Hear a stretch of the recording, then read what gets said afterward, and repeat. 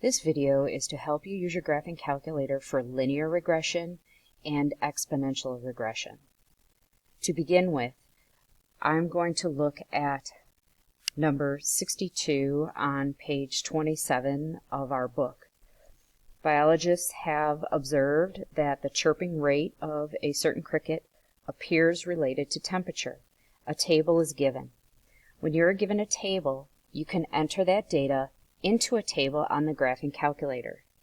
Go to the Stat menu, which is just to the left of the arrow keys.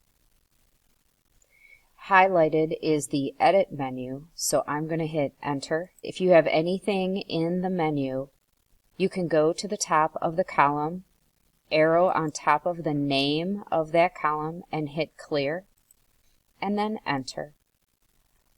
And I'll do that for L1 or List 1. And now I'm ready to enter X coordinates into L1 and Y coordinates into L2. After you enter in the X coordinates, arrow to the right, and then you'll be in List 2. The next step is to go to the Stat Plot menu, which is above Y equals. So hit second, Y equals, and you can see we have the ability to run 3 plots. We're going to hit Enter on the first one, and then we're going to hit Enter for the word on to turn on the plot. The first type of plot is a scatter plot, and that's what we're looking to do. Our X inputs are in L1, our Y inputs are in L2. If they were in other columns in the Stat Edit menu, then you could choose them off of your keypad. So you can see L1, L2, L3, L4, 5, and 6 are all in the keypad here, and you could change them here if you needed to. You can choose the mark that you get, and you can choose the color. Now I'm going to go to the Window menu. Go to the Window menu to decide your X-mins, X-max, Y-min, Y-max. Our data for the X coordinates begin at 50 and end at 90. So I like to include the axes. Therefore, I'm going to leave X-min at 0, and I will put X-max at 100. I'm going to have a tick mark every 10 units, so I will do an X scale of 10. Y values range from 20 to 211. I like to have the y-axis showing, so I'm going to leave y-min at 0, and I will put y-max at 230, and I'll have a scale of 20.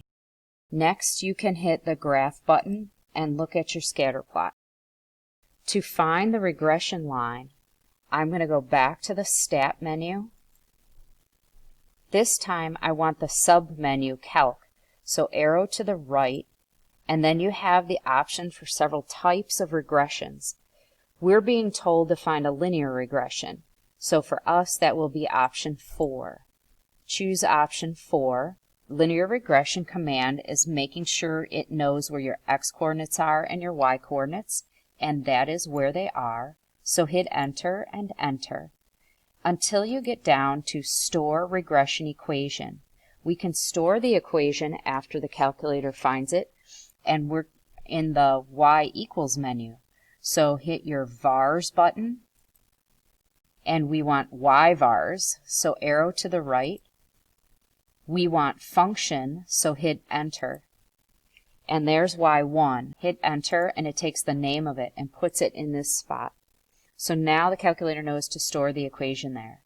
Hit Enter, and now you're able to hit Enter on the word calculate for the calculator to proceed and find your regression line. So here's your regression line. It's in the form AX plus B instead of MX plus B. So the slope is about 4.857 and the y-intercept is negative 220.967. If you want to see that written out in the Y equals menu, it will be stored in Y1. And then it's interesting to hit the Graph button because you will see the regression line that fits best through your data. Use our model to estimate the chirping rate at 100 degrees. So we can go to the vars menu, go to the right, choose Y vars. We want function, hit enter to select Y1, and it brings that out onto the home screen. Open parentheses, put 100 in because that's an input number. That's like an X coordinate, and hit enter, and you'll have your answer. The chirping rate would be 264.7 chirps per minute. Now I'm going to talk about exponential regression. So I'm going to go to section 1.5, page 60, number 67. The table given is the population of the United States in millions for the years 1900 to 2010. So go to the Stat menu to enter the data. We want the Edit menu, so hit Enter. Our lists have data in them. You can go up to the name at the top of the column and clear them, or in the Stat menu, there's an option number 4 to clear lists. So if you hit Enter for Clear List, and you tell the calculator which lists to clear, I'm putting L1, comma is above the number 7, and then second number 2 gets me L2. I'm telling the calculator to clear those lists. So now when I go back into Stat, Edit, my lists are clear. The X coordinates for this math problem are years, so I'm going to use the first year as times 0. So enter a 0 in as the first input. Then I'm going to go 10 for 1910 and 20 for 1920 and so forth.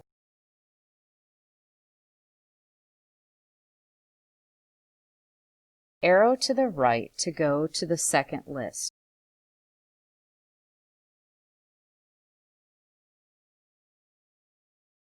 When you're done entering data, go to the stat plot above y equals. Turn on the stat plot. Scatter plot is the default. L1 and L2 are the default. So I'm ready to go to Window. The years span over 100, so I'm going to change X max to 120. The data output goes from 76 to 310. So I'm going to go from 0 to 330 and put a tick mark every 30 units. Now I can hit Graph. If a line shows up in your graph, that is because you still have one in your Y equals menu. So you could go to your Y equals menu and clear any lines that are in your Y equals, and then hit Graph, and you would just see the ordered pairs. To get an exponential model for this data, I'm going to go to Stat, arrow to the right for the Calc menu, arrow down to find exponential regression. It is choice 0, so hit Enter for exponential regression.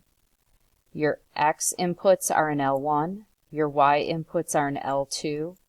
To store the regression equation in Y1, I'm going to hit vars, Y vars, function, Y1, and hit Enter and Enter to calculate the regression equation. It's easy to write it down off of this page. When we leave this home page, this display will disappear. So write this down on your paper if you need to when you do your homework. So we're going to use this model, which is now stored in Y1, and you can see it on the graph now. We're going to use this model to estimate the population in 1925.